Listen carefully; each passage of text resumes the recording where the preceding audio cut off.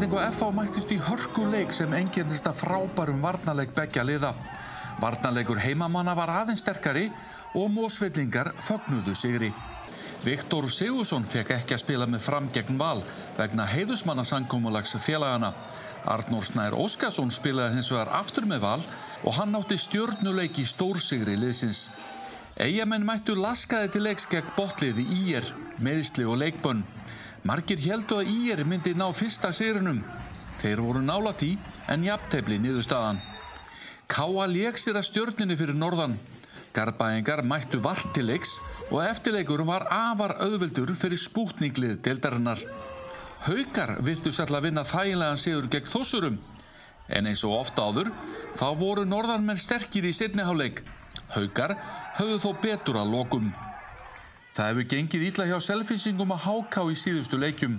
Kópavogsliðið var þá ávallt skrefi á undan og mikilvægur sigur staðreynd. Já, það er óhætt að segja það. Línur eru svona farnar að skýrast. Íringar náðu sér í 1 punkt, konum með 2 jafntefli í deildinni. Gengur lítið hjá Selfyssingum. Afturelding koma sterkir aftur tilbaka. Stórsigur Vals og síðan sigrar hjá Haukum og KA. Og það er Afturelding og Haukar sem eru með 14 stig, KA Valur með 12 og menn líta ofta á þessi efstu 4 sæti.